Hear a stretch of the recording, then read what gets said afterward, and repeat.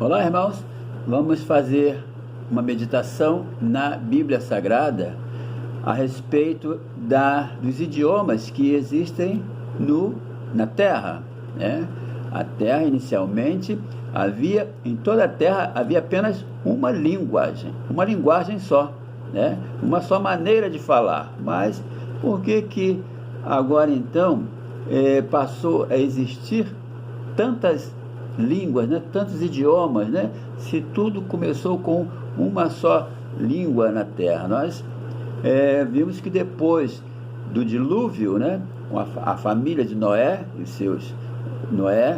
a sua esposa, os seus 3 filhos, 3 noras, a população reiniciou, né? E começou a se multiplicar e a espalhar pela terra, né? Então nós vamos fazer a leitura que está em Gênesis, livro de Gênesis, capítulo 11.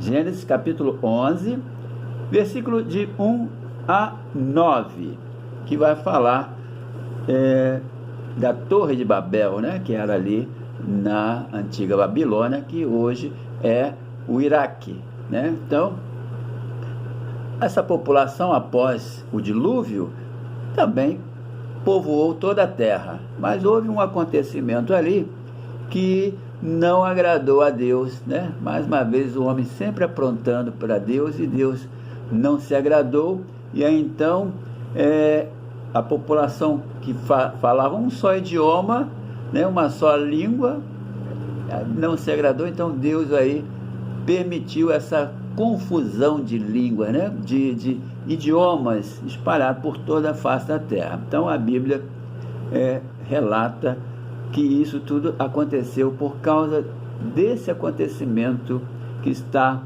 no livro de Gênesis, capítulo 11, que diz assim: Ora, em toda a terra havia apenas uma linguagem e uma só maneira de falar. Sucedeu que, partindo eles do Oriente, deram com uma planície na terra de Sinar. Sinar é ali a Babilônia, né? Onde era chamada Babilônia, que hoje é o Iraque.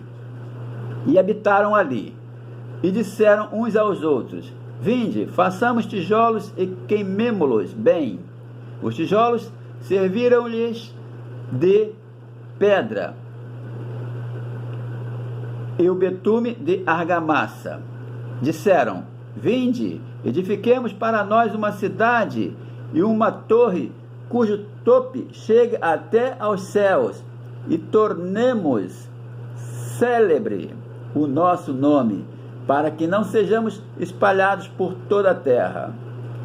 Então desceu o Senhor para ver a cidade e a torre que os filhos dos homens edificavam. E o Senhor disse: Eis que o povo é um, e todos têm a mesma linguagem. Isto é apenas o começo.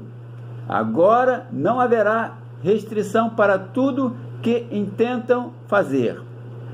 Vinde, desçamos e confundamos ali a sua linguagem, para que um não entenda a linguagem do outro. Destarte, ou seja, desta forma, o Senhor os dispersou dali pela superfície da terra, e cessaram de edificar a cidade. Chamou-se-lhe, por isso, o nome de Babel, porque ali confundiu o Senhor a linguagem de toda a terra, e dali o Senhor os dispersou por toda a superfície dela. Então, mais uma vez aqui, o ser humano querer ser igual a Deus, né? Querer ser um povo diferente, um povo que fosse visto, um povo que tivesse um nome que fosse respeitado por todas as nações. Então isso não agradou a Deus. Então por isso é que Deus permitiu que esse povo se espalhasse por toda a terra, tá? E aí surgiram então os idiomas, né? As linguagens diferentes, né? Cada comunidade fazia ali, tinha seu próprio linguajar, né? Seu próprio idioma. Então, quando a Bíblia fala em línguas, né, em línguas, se refere a idioma.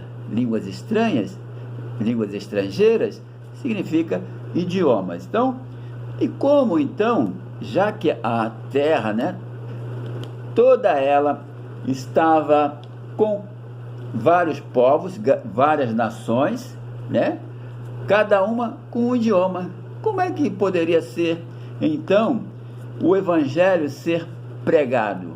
Como poderia ser o evangelho, que significa as boas novas, né, a vinda de Cristo aqui na terra, morrer, ressuscitar e levar o evangelho para todas as nações, todos os povos. Então a salvação não é só para o povo judeu, a salvação é para todos os povos, todas as nações. Então, por isso que a ordem de Cristo, quando ele ressuscitou, as últimas palavras dele foi que: mas recebereis poder ao descer sobre vós o Espírito Santo. Está lá em Atos dos Apóstolos, capítulo 1, versículo 8. Mas recebereis poder ao descer sobre vós o Espírito Santo, e sereis minhas testemunhas, tanto em Jerusalém, como em toda a Judéia e Samaria, ou seja, todo Israel, né? E até aos confins da terra, todas as nações, né? Todos os lugares da terra, onde tiver um povo, um bequinho, uma população indígena, terá que ser anunciado o Evangelho. Então, e como isso pode ser feito? Como isso pode ser realizado, né?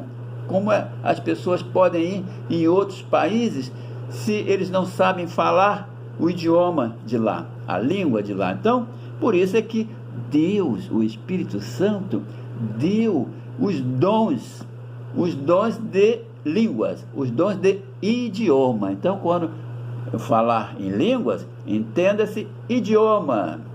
É o que a Bíblia diz, né? Então, veja só. Deus, então, deu os dons. O que são dons? São cada característica para determinados indivíduos. É um presente de Deus para que cada indivíduo, cada pessoa tenha uma capacidade para desempenhar o plano de salvação, né? Então, cada um vai ter uma qualidade dada por Deus, né? O dom, claro, tem os dons, as pessoas têm um dom, uma profissão, mas os dons, quando é dado na igreja, é para ser exercido para a edificação da igreja. Então, veja só o que aconteceu. Então, para que o evangelho fosse anunciado, Deus deu então o dom de línguas, o dom a determinadas pessoas para terem a capacidade para aprenderem um idioma. Não só aprender, também para falar, né? Mas para interpretar o idioma, né? Então, veja só. 1 Coríntios capítulo 12. 1 Coríntios capítulo 12, versículo de 4 a 11, que vai falar acerca dos dons espirituais, né? Que é dado pelo Espírito Santo de Deus, né? Jesus falou que nós receberemos poder ao descer sobre nós o Espírito Santo. O Espírito Santo teve uma época, uma data inicial, que foi lá em Pentecostes, na festa de Pentecostes, né? Havia ali várias pessoas de todas as partes do mundo, pessoas com os mais variados idiomas, tá? Tinha pessoas de Roma, do Egito, da Arábia, da Ásia Menor, várias pessoas com idiomas diferentes, né? E ali então houve aquele clamor, né? Das pessoas orando a Deus, cada uma no seu idioma, né? Então veja só que as pessoas orando a Deus, cada uma no seu idioma, quem olhasse aquilo ali parecia uma confusão, né? Parecia uma confusão de língua, mas não, estavam todos orando a Deus, só que cada uma no seu idioma. Então veja só que não é confusão de língua, né? Deus não é Deus de confusão, tá? Então vamos fazer a leitura acerca dos dons espirituais. 1 Coríntios capítulo 12, versículos de 4 a 11, que diz assim: ora, os dons são diversos, mas o Espírito é o mesmo. Então, o Espírito Santo dá um dom para uma pessoa, para ela ser professor, dá um dom para uma pessoa ser médico, dá o dom para uma pessoa ser pastor, dá um dom para uma pessoa louvar a Deus, dá um dom para uma pessoa ajudar, dá o dom para uma pessoa orar e curar, né, um enfermo, né? Então, cada uma pessoa tem um dom, e esse dom é dado pelo Espírito Santo, que é Deus. Ora, os dons são diversos, mas o Espírito é o mesmo. E também há diversidade nos serviços, mas o Senhor é o mesmo. E há diversidade nas realizações, mas o mesmo Deus é quem opera tudo em todos. A manifestação do Espírito é concedida a cada um visando a um fim proveitoso. Porque a um é dada, mediante o Espírito aqui sempre em letra maiúscula, que se refere a Deus, a palavra da sabedoria. Então, olha só, versículo 8, porque a um é dada, mediante o Espírito, a palavra da sabedoria, né? O dom de pregar, né? E a outro, segundo o mesmo Espírito, a palavra do conhecimento. A outro, no mesmo Espírito, a fé. Então, a fé também é um dom de Deus, é um presente que você está tendo, né? A fé. E a outro, no mesmo Espírito, dons de cura. A outro, operações de milagres. A outro, profecia. A outro, discernimento de espíritos. A um, variedade de línguas. E a outro, capacidade para interpretá-las. Mas um só e o mesmo Espírito realiza todas estas coisas, distribuindo-as como lhe apraz, a cada um individualmente. Ou seja, Deus dá a cada um de acordo com a vontade dele, tá? Da mesma maneira que ele te dá o dom, ele pode te tirar também, tá? Ele que deu. Veja só que com relação ao idioma, diz assim: a outro, discernimento de espírito, a um, variedade de línguas. Variedade de língua que ele dá também esse dom a determinadas pessoas, para que as pessoas tenham mais facilidades para aprender o idioma, né? Tem gente que aprende fácil inglês, francês, alemão, japonês, né? Aprende às vezes, é um poliglota, aprende vários idiomas, né? E principalmente se ela for um missionário, uma missionária que quiser ir para outro país, Deus vai lhe dar a capacidade para ela aprender o idioma para o país a qual ela vai, né? Então, veja só que é um dom de Deus, né? A outra capacidade a capacidade para interpretar o idioma, né? Mas um só e o mesmo Espírito realiza todas estas coisas, distribuindo-as como lhe apraz a cada um individualmente. Então veja só que nessa igreja em Corinto havia aí esse problema, né? Cada um queria ser melhor do que o outro, né? Porque tinha os dons, né? Então, e Paulo então foi necessário intervir escrevendo uma carta a essa igreja para orientar os irmãos para que eles realizem os cultos, né, com ordem e decência, né? Porque era um culto desordenado, né? As pessoas falavam em idiomas, né? E várias pessoas falando em idiomas diferentes num culto, ia ser uma confusão danada, né? E que adianta falar no idioma, né? Você pregar em inglês, por exemplo, se não tiver ali ninguém entendendo, vai um inglês, um americano na tua igreja pregar. Você está lá sentado na tua igreja, o pastor está falando, pregando em inglês, não vamos entender nada, né? Se for um japonês, então ninguém vai entender nada, tá? Não adianta nada um japonês, você convidar um japonês para a tua igreja e ele pregar em japonês, não vai entender nada. É necessário sim que tenha um intérprete, tá? O japonês fala, o intérprete fala, né? Traduz para você, aí você vai entender, né? Aí você vai participar do culto, vai entender exatamente porque os crentes, tanto faz o crente japonês, o crente americano, o crente argentino, o crente português, é o mesmo, porque é o mesmo Espírito que converte as pessoas. Então, vamos ver o que Paulo fala a respeito do culto, né? Da realização do culto. O apóstolo Paulo, ele falava alguns idiomas, né? Ele era cidadão romano, né? Era lá de Tarso, né? Então ele falava o latim, né? Porque era uma província romana, né?